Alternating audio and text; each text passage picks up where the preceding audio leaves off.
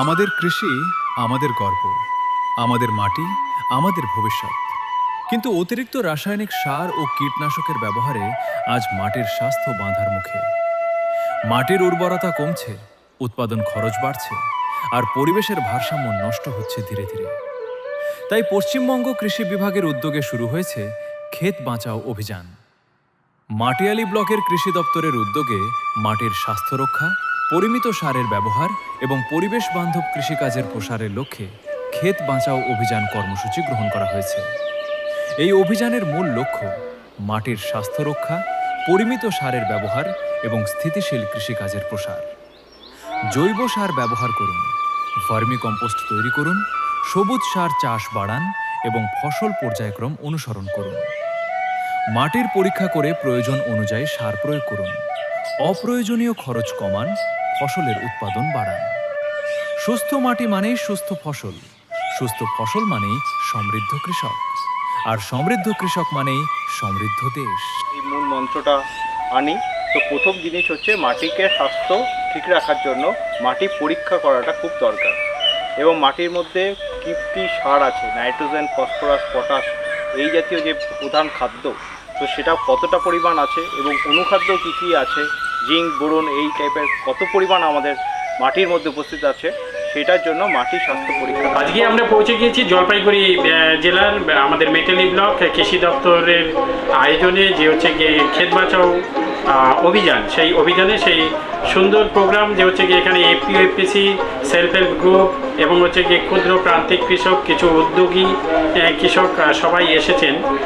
সেখানে হচ্ছে গিয়ে আমাদের থেকে অর্থাৎ কৃষি বিজ্ঞান কেন্দ্র এবং কৃষি দপ্তর থেকে একটাই বার্তা, যে হচ্ছে গিয়ে আমাদের যে রাসায়নিক সার তার উপরে নির্ভর একটু কমিয়ে আমাদের হচ্ছে গিয়ে জৈব সার বেশি করে ব্যবহার করা, জীবাণু সার ব্যবহার করা, এবং যে প্রসেসগুলো আছে যেটা দিয়ে আমরা হচ্ছে গিয়ে মাটির স্বাস্থ্যকে ঠিক রাখতে পারি, সেটার জন্য হচ্ছে গিয়ে গ্রিন ম্যানুরিং অর্থাৎ সবুজ সার চাষ করা, ব্যবহার করা। প্রত্যেকের বাড়িতে যদি জৈব সার, কেঁচো সারের গর্ত রাখা যায় সেইটা দিয়ে, এবং কৃষক ভাইরা যদি ক্লাস্টার বেসিসে মাটির স্বাস্থ্য কার্ডটা বানিয়ে নেন, সেই স্বাস্থ্য কার্ডের বেসিসে কোন ফসল করব, তার জন্য কতটা পরিমাণে সার দরকার, সরকারি নির্দেশিকা অনুযায়ী সঠিক সময়ে সঠিক সার এবং পেস্টিসাইড ব্যবহার করা, তাহলে প্রকৃতিকে বাঁচিয়ে পরিবেশ বান্ধব চাষকে অবলম্বন করে আমরা গুণগত যে ফসল সেইটা আমরা তৈরি করতে পারবো এবং যার বাজার দর অনেক বেশি। নমস্কার, আমি সহকৃষি অধিকর্তা মাটিয়ালি ব্লক। আমরা এই 1 জুন থেকে 30 জুন অবধি ক্ষেত বাঁচাও অভিযান ও সচেতনতা শিবির আমরা শুরু করেছি।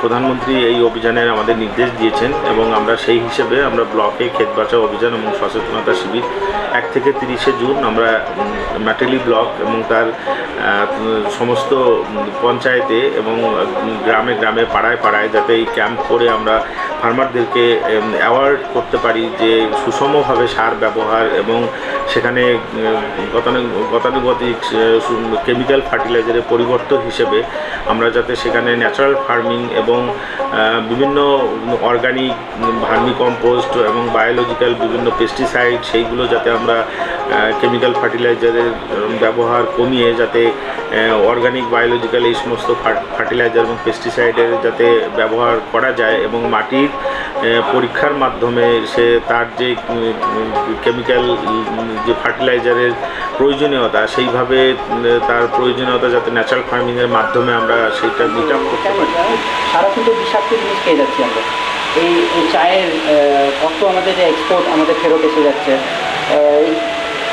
এই সপ্তাহেতেই যে রিসার্চ যেটা বললেন নিউজে, আমের পুরো আমাদের জাপান থেকে পুরো ফেরত এসে গেছে, আমের পুরো কনসাইনমেন্ট। ওটা তো কোটি কোটি টাকার, ওটা আমাদের বেশি বেশি করে প্রাকৃতিক কৃষির দিকে যেতে হবে।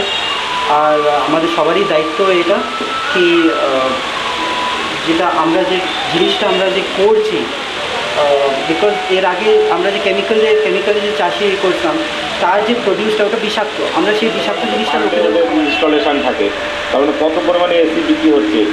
আর এর যে গ্যাসের এফেক্ট, আমাদের ওজোন গ্যাসের যে লেয়ার ছিদ্র হয়ে যাওয়া, এগুলো আগে শুনতাম যে আমেরিকা ওই সাইডে হচ্ছে, কিন্তু আমাদের এই যত দিন যাচ্ছে এগুলোর ব্যবহার কত বাড়ছে, ঠিক আছে। ওই জন্য আমাদের সবাইকে এগিয়ে আসতে হবে যাতে ন্যাচারাল ফার্মিং যেগুলো, সেগুলোর মাধ্যমে আমাদের কৃষিকাজের ক্ষেত বাঁচাও অভিযান, সুস্থ মাটি, সমৃদ্ধ কৃষক, সমৃদ্ধ দেশ পরিচালনায়। সহ কৃষি অধিকর্তা, মাটিয়ারি ব্লক, জলপাইগুড়ি।